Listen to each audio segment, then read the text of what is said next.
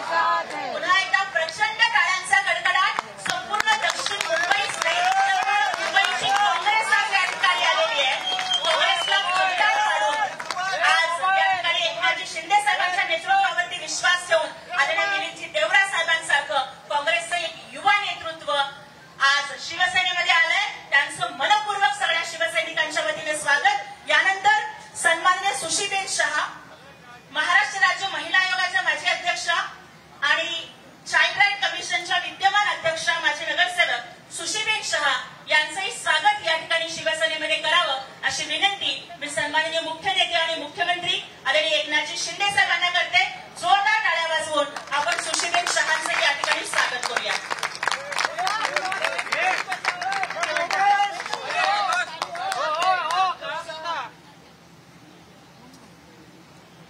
त्यानंतर सन्माननीय सुनीलजी नरसाळे साहेब